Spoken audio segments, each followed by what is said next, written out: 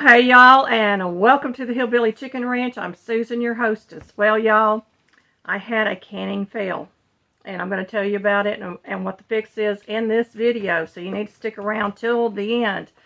But I'm going to go over some things with you before we get started. Now, I was using a cold pack method for some fresh purple hull peas. Normally, you would cook your peas for 2 minutes. I skipped that step.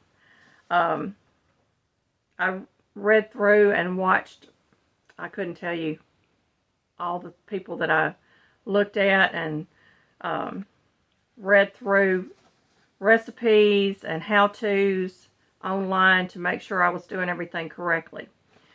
So, I had 18 jars in my canner. I could not get the lid to seal on my canner with a brand new gasket, and I will explain that as we go along, but I do want to go over some of this with you, and then I'm going to show you how I fix this at the end of the video, so you need to stick around to see what the fix is. It is my kitchen, my rules, always. This recipe was not for dry bean canning. I never use fans or leave my AC vents open during canning and cooling period because jars can break. And I follow all the safe canning procedures. So I had steam coming out around my lid after setting it for the 10-pound pressure, and the canner cannot get up to pressure with a low acid food. So I knew that there was something wrong. So I waited for my canner to cool down. I took the lid off. I dried everything down. I checked the little vent on it again to make sure there was no debris in there. I took the rubber gasket out, dried around the rim really, really well. Placed the gasket back in there. Placed it back on my canner. Turned my heat source back on, and it still did the same thing. So I knew that it was not going to can in that particular canner. And I was too tired last night to even get to pulling out another pressure canner and trying it again. I was just too tired. I was like, no, we're not going to do this. So my questions were the items packed cold? Well, yes, they were. But the rule is cold food, cold water, cold canner. Did I overpack my jars? Well, maybe. And I'll show you in a minute what I'm talking about. Were your lids centered on your jars? Yes, they were. Every jar, by the way, sealed, but it was not a safe seal because the food had not been properly processed. So I pulled out 2 jars. This one is missing all of the liquid in it. And I'm going to open it up. And it is fully sealed. The lid's on there good. And hopefully I can pop this. It's got a good seal on it. And there's still some headspace in the jar. So, did I overfill the jar? Maybe just a tad. The product smells good, but you can't go by that, and I'll tell you about that in a short. Now, this one had plenty of liquid in it, and most of my jars were like this. I think I only had 1 or 2 jars like this in the whole thing, and they came off the top rack. So this one is also sealed, and all of the jars are sealed. And see if I can get this to pop. I'm ruining lids, by the way. I usually save these for other canning things, but I couldn't find my thing that I usually pry it off with. This one has the right headspace on it. It's got liquid in the jar. So I've got to go through all these jars. I got to rinse them off first. I'm going to dump them into a big pot. I'm going to heat my product up. We're going to recan this at the end of this video.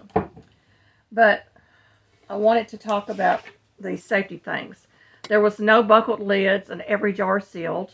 Are they safe? No. You must recan these after they cool. Inspect your jars for no cracks, no chips, and you must be able to process it for the proper amount of time. I can't stress this enough. This is a low acid food, so you have to process this, and it contains bacon, so it needs to process for 75 minutes for pints, 90 minutes for quarts. So I'm going to prepare my new jars for canning along with the lids and the bands. I've already washed and dried out my pressure canner. I've checked the vent hole on it, and I've got everything ready to go. I did call T-fal and talked to the customer service rep, and he went through several things with me. He said make sure your gasket was right one for the canner. Make sure the gasket was seated correctly in the canner. And he said sometimes new gaskets are rigid and maybe too rigid, so you need to soak them in warm water and vinegar, then dry them completely, and then season the gasket with oil. And so I'm going to try that, and hopefully my attempt today will work. But I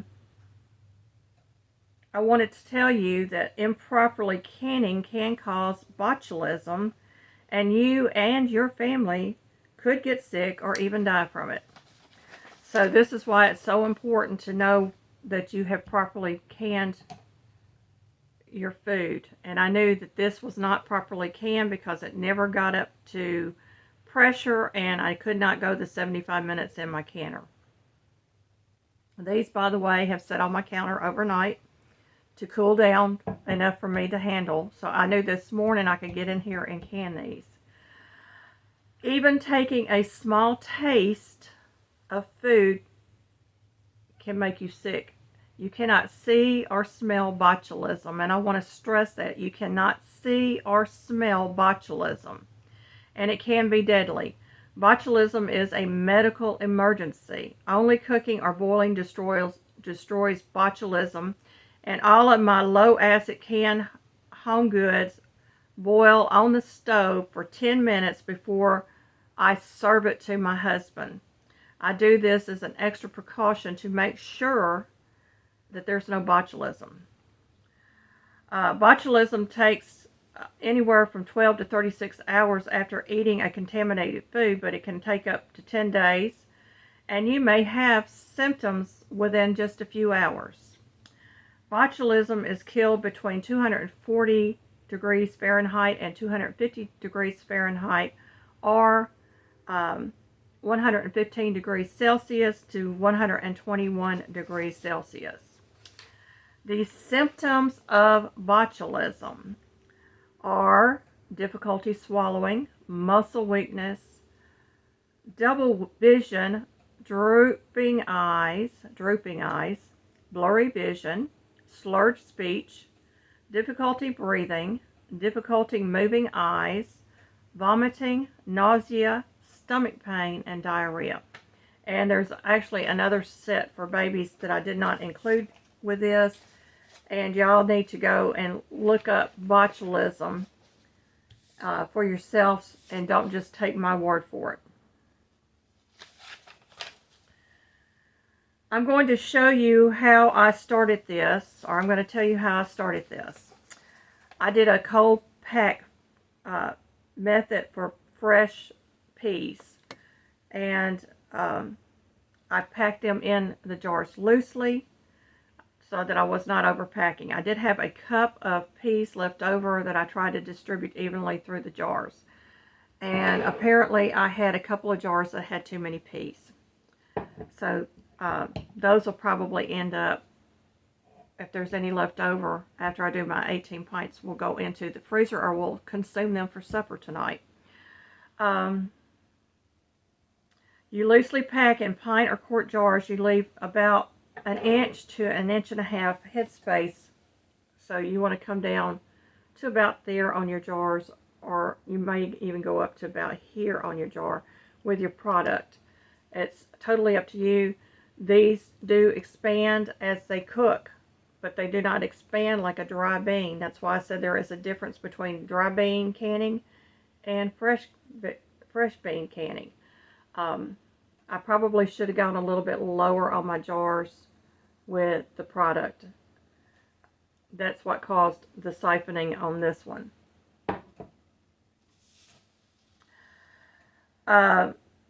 For peas that does not have any meat in it, you would process 40 minutes for a pint and 50 minutes for quarts at the altitude of pressure for your canning jar. I had meat in mine, so the time goes according to the meat being added, and it would be the same thing. Your altitude of pressure for, how many pounds of pressure you put on. 75 minutes for pints, 90 minutes for quarts.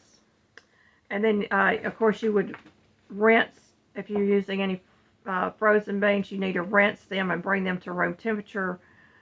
They unfreeze very quickly when you rinse them, so you can use them fairly quickly.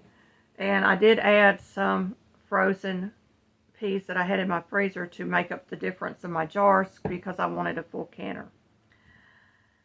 And that's all I'm going to tell you now. We're going to show you what I went through the beginning of this, and then we're going to get into this. This video is longer than normal, and I do apologize for that, but I think the information is super, super important to get out there.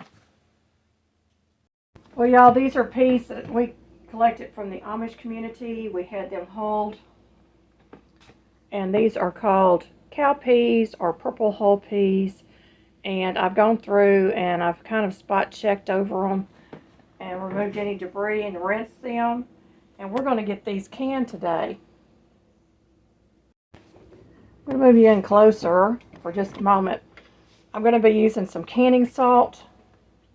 And for pint-sized jars, you need a half teaspoon. For a quart jar, you would need a teaspoon of canning salt in your jars. Now, you don't have to put this in, but I prefer it that way.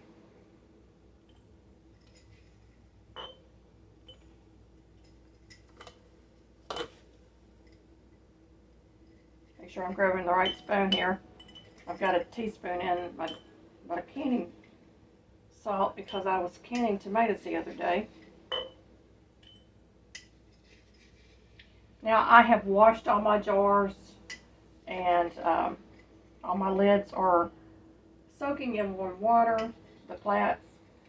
I've got my bands ready. I've got my vinegar ready, my rags to wipe down the rims of the jars.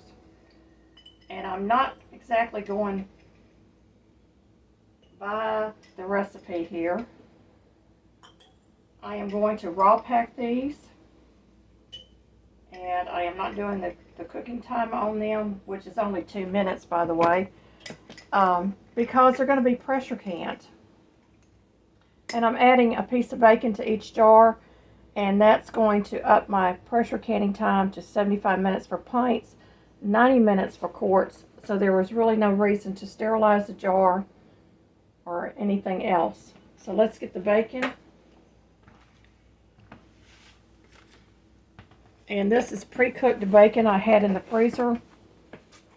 And I'm just going to drop 1 or 2 pieces in each jar. And then I'll have to wash my hands because I've been handling meat.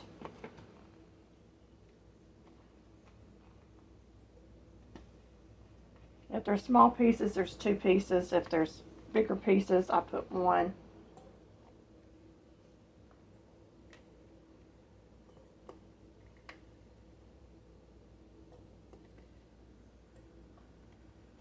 And I'll just go back until I've used up all this bacon, because I cut quite a few pieces here.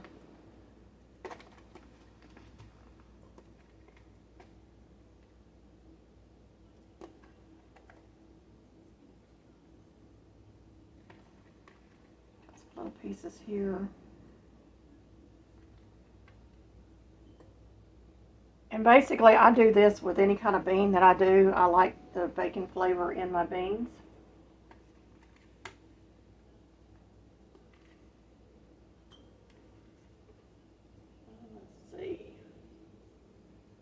missed a jar. So we're going to take care of that. I'm going to wash my hands. I'll be right back. Now, because I did not weigh these, I don't know how many jars I'm going to get, but I am planning on 18 jars going into my pressure canner. And I have more of these in the freezer, so I will rinse them and we'll get those jars filled up. So I like doing a full canner when I can.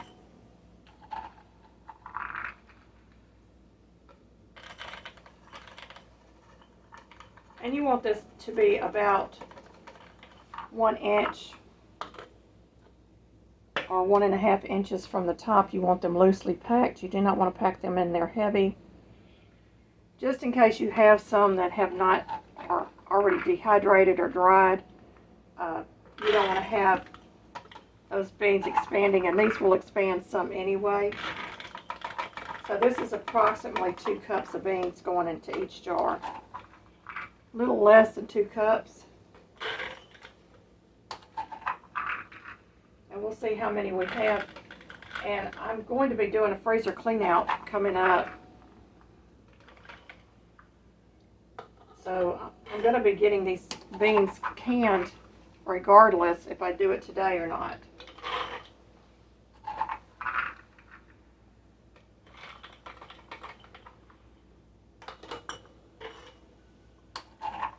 And these are beautiful this year, by the way.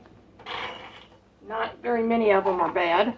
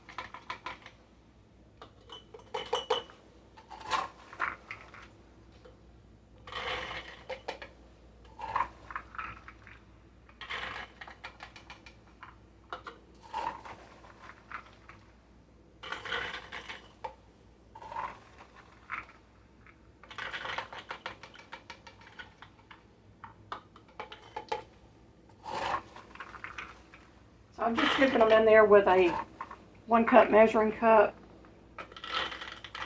and kind of eyeballing where the beans are going in the jar. And I may have to adjust them afterwards.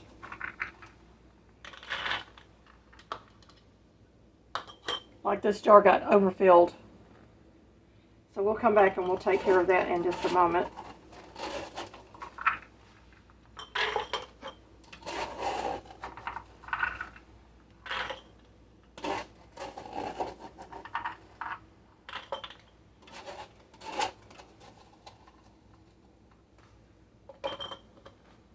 And I'm going to get some beans out of the freezer and get them rinsed off and ready to go into the jars. I have five pints left. Okay, I took out 2 quart bags. I finished out my jars. I topped off all my jars just a little bit. I had about a cup of beans left over. So I'm just making sure that these are not overfilled. And I'm not pushing the beans down in the jar. I just want to make sure that I haven't overfilled the jars. They look good to me. I'm going to grab my water I've already got poured.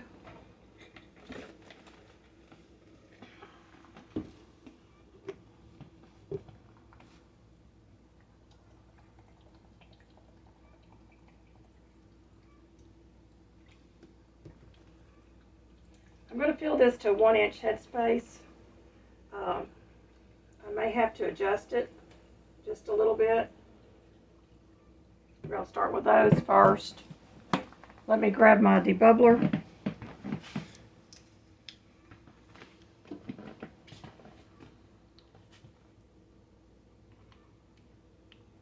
And you want to make sure that you're really debubbling these.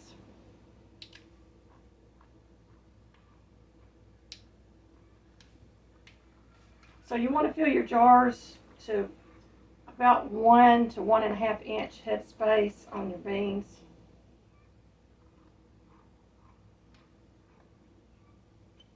I don't have any water in that one. So I've got 4 jars ready. I'm going to get my vinegar and my rag.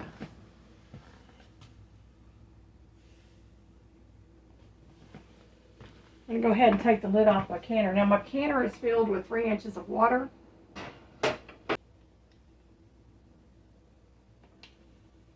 And it is below the 1 inch mark, or right on the 1 inch mark. You can always measure to make sure that you're getting it. So I'm going to go ahead and wipe these with a little bit of vinegar. You do this for 2 reasons. It helps with the seal, and it also helps you to find any nicks or cracks that might be in the lids of the jar that you missed.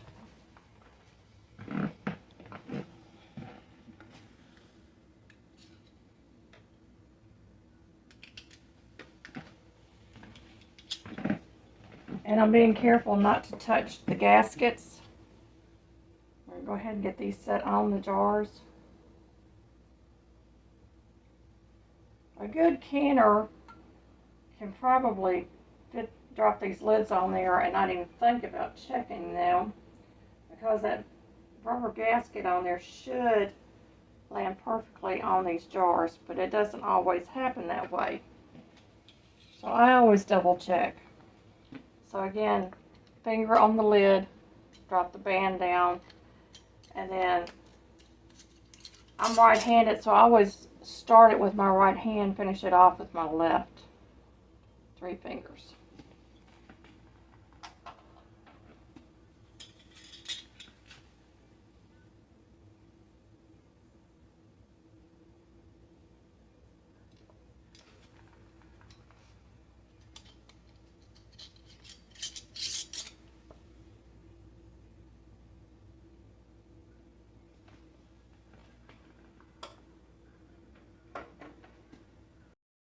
You will see that there's a little bit of space between the jars. That's what you want. And I'm going to drop a tray on here, and then I'm going to double stack. Okay, y'all. So we have a double stack. You can see the tray in there. Just kind of center the jars a little bit. The top layer, I bring them in a little bit away from the edge so that we can have room for that lid to go on here. Okay, I got you in close so you can see what I'm doing here. I have my gauge set on steam. I've already looked through the vent hole. This vent hole right here, you want to look through it and you want to see daylight on the other side. I'm going to line my arrows. You're going to hear that noise, especially on these T-fals. I'm going to make sure my pot is centered on my burner. We're going to set our stove to the sweet spot, and we're going to wait for this to have a full head of steam, and we'll time it for 10 minutes. After that 10 minutes is up, we're going to set our dial to number 2, which is 10 pounds of pressure, which is for the altitude that I'm in.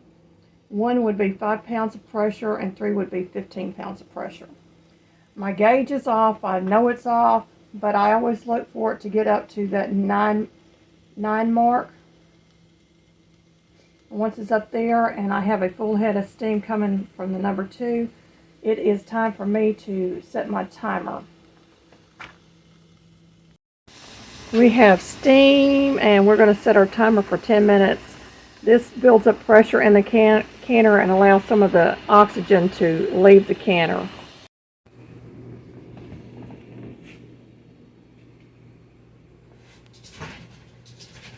Okay, folks, we had a little canning failure on the T-fal canner with a new gasket.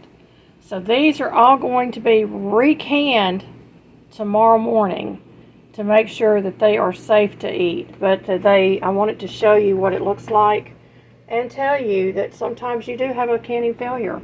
It's not the end of the world. And I'm going to go through I'm going to wash my canner up, make sure everything is set correctly. I don't know exactly what was going on today, but we will figure it out.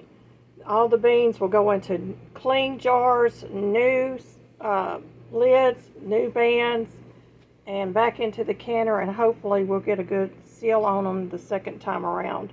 But I didn't want to take a chance of taking all the water out of my canner, trying to recan these in the same water that they were already in the same canner that's, for whatever reason, not sealing when you put it on the pressure. So we're going to figure that out, and I'll give you an update.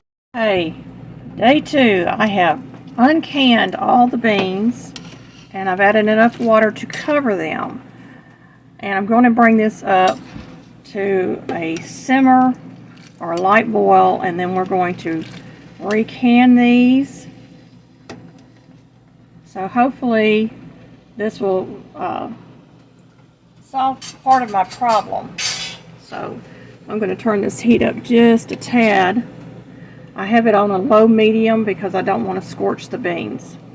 My canner's set up, my water's heating, and we're going to take care of the lid and everything next. And then I'm going to set up my area for canning. The first thing I always do is I always check through that vent pipe for light. I don't know if y'all can see the light coming through it or not. There it is. And I'm going to get my gasket oiled, and I've got to put my gauge back on here.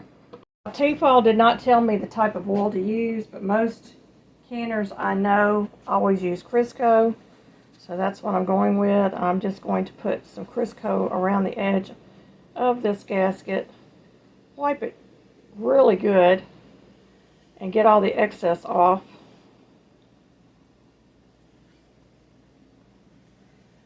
And that should take care of that. We're going to put this up. Okay, I flipped my lid upside down, and I'm going to make sure that my gasket is completely seated in this.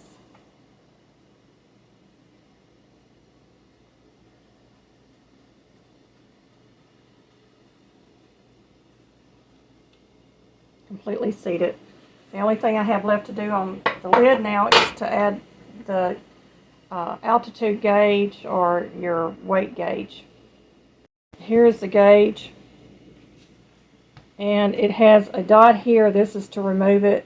This is for steam, 5 pounds of pressure, 10 pounds of pressure, and 15 pounds of pressure. So we're going to go ahead and get this on there. I set it on that dot to attach it. And my lid also,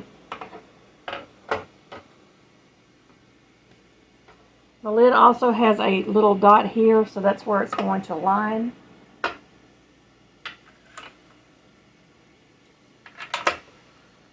And I line it, and it drops down. Now I'm just going to set it to steam, and it's ready to go. Alrighty, we are back, and I have had these beans on the stove, brought them to a boil, and boiled them for 10 minutes according to the cook method. And I won't be adding any salt or anything to my jars because it's already in the beans. We cooked them earlier, and now I'm just going to get these jarred up. So these jars are warm, but I'm just going to make double sure by tempering the jars just a little bit with the beans.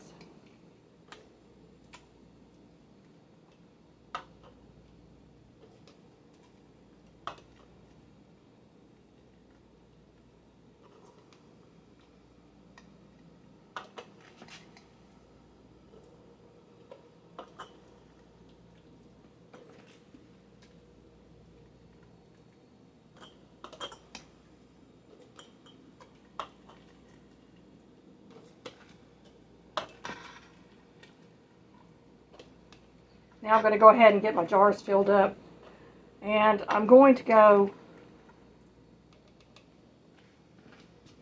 about 3/4 up the jar loosely. Now these have already cooked in the jar, and I'm probably going to have leftover beans. That's okay. we'll eat these, whatever's left over.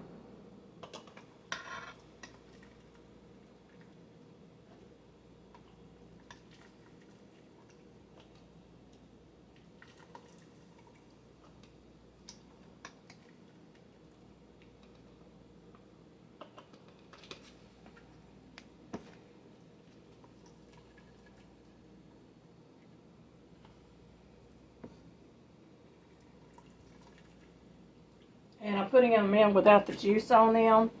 I will backfill the jar with the hot liquids from the beans.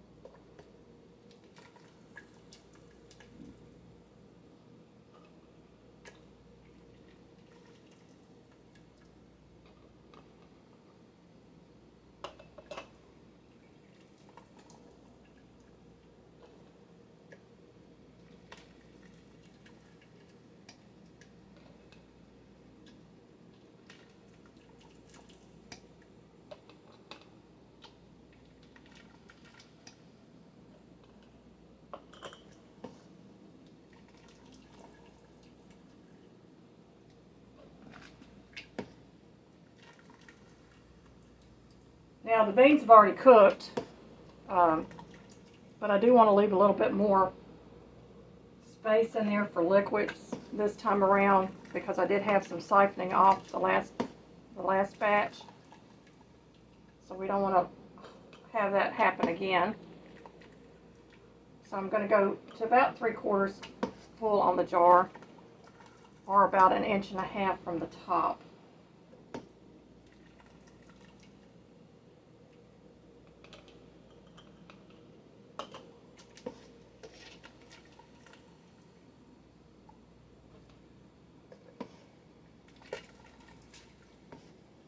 I'm not going to go through all the instructions this time because I have it at the beginning of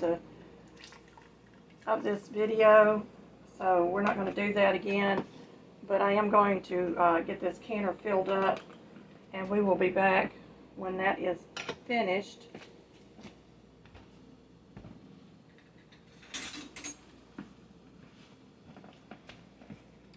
I'm going to take some liquid and get into my jars.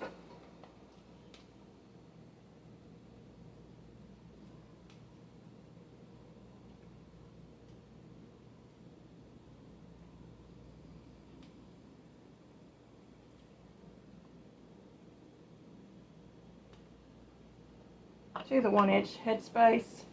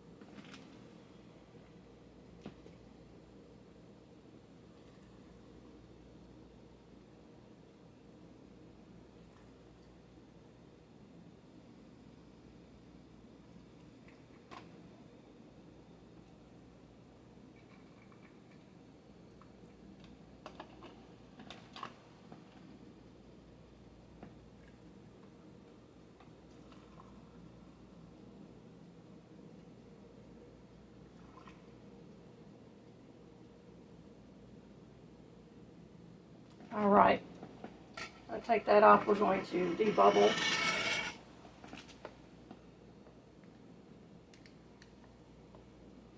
And if the liquid falls below the 1-inch mark, we'll add a little more liquid to the top of the jars. I'm going to center my lids and put my bands on finger tight using the 3-tip finger method to make sure that I don't over tighten my jars and I don't under tighten my jars. Of course, we're going to wipe the rims and everything with vinegar.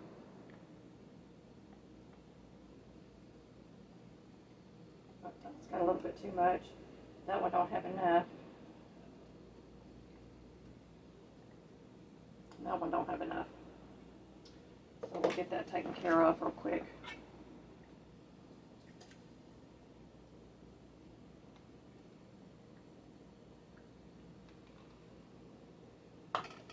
Let me get a spoon. I'm just going to take a little bit of liquid off the top of this jar.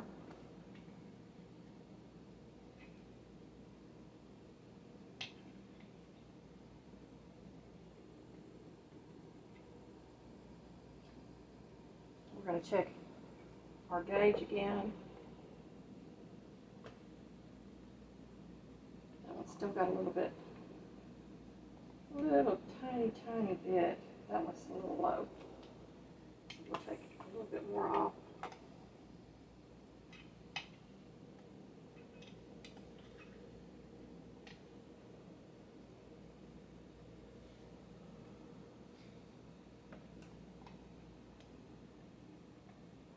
Okay, they are good at this point. I'm going to get my rims wiped down, get them sealed and in the canner, finish these out, and we will be back when the canner is finished.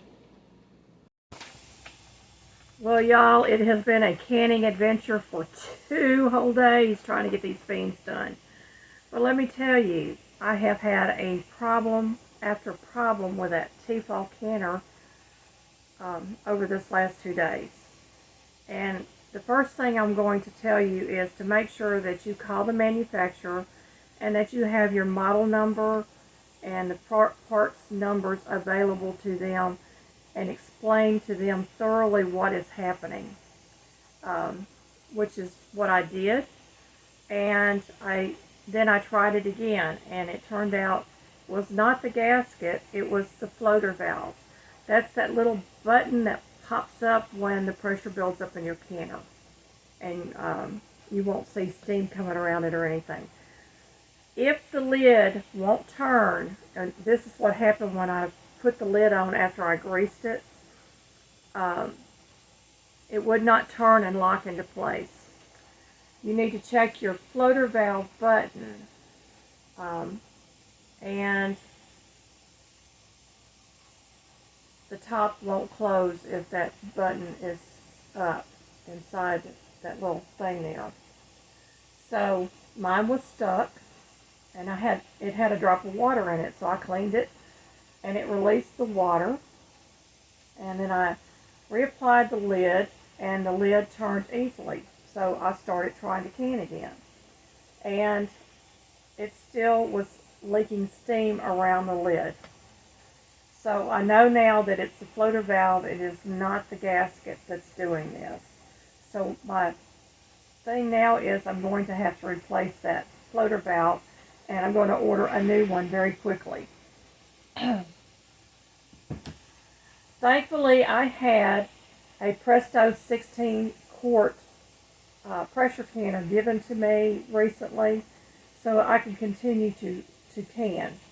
So I have taken all my jars. I made sure everything was done correctly on the jars, and I had to load 9 jars at a time through my Presto canner. What happens is when you have to do this, it takes you twice as long, or sometimes 3 times as long, to get all your canning done. So it takes me approximately 2 to 2.5 hours, start to finish, to do one batch of canned goods in that Presto canner for this recipe. This recipe, you have to allow it to steam for 10 minutes. You put your little weight on there, and then you wait for it to start jiggling good. And then you start your count for your time. And because I had meat in my product, that meant 75 minutes for pints, 90 minutes for quarts. I had 9 pints in my canner. Then you have to allow it to come back off a temperature, and it normally takes 40 to 45 minutes, give or take, for that pressure to come back down. So we're already over 2 hours. Then I have to remove the lid, and I sit the lid on top of the canner, and I wait another 5 to 10 minutes for the steam to leave that canner before I remove my product. So that's what I did. And then I had to readjust my water in my new can, in the Presto canner. And I had to take my bands off and my new lids that I had just applied off, because they had sealed while we were waiting on this first batch to go through. I had to take them off, re-clean the rims of my jars, apply new lids, reapply the bands, and get them into the canner. So now we're on the second batch, and we're going on 3 hours into this process now. I wanted to tell you all this because canning failures do happen. It's not always our fault. It can be equipment failure. Always check your canners. Check them periodically to make sure everything is working correctly. We knew that this pressure valve, or this floater valve, was sticking occasionally, but we didn't think anything of it. But now I know that if it starts doing it again, I need to replace that valve pretty soon. Other things that can cause problems when you're canning, and I'm not going over a whole list of things, y'all, but distractions. All day yesterday, I was trying to get everything ready to can, and I kept having phone calls and people showing up at my house unexpected, and the dogs barking, at the least little thing because of the phone ringing and the people coming and everything. Now, it wasn't those people's faults that called or came by my house. They had no idea I was canning. But distractions can throw you off.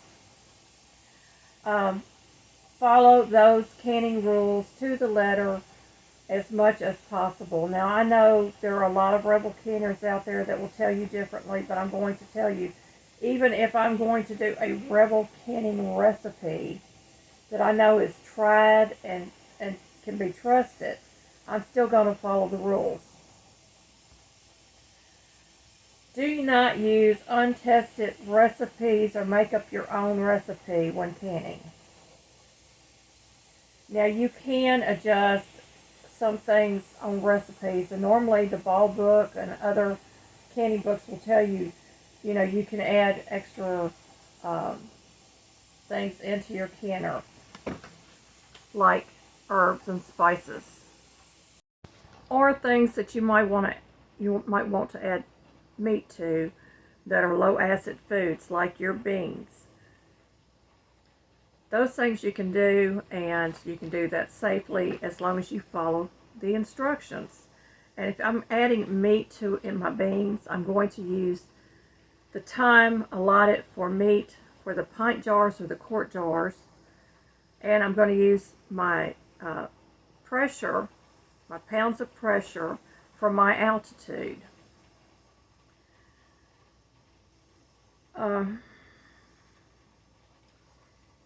If you have a canning failure, inspect your jars, because a lot of times canning failures, if you inspect your jars, you can go to the Ball book and they'll tell you, like the jar had siphoning in it.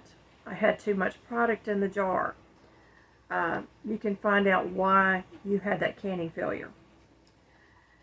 And recan within 24 hours.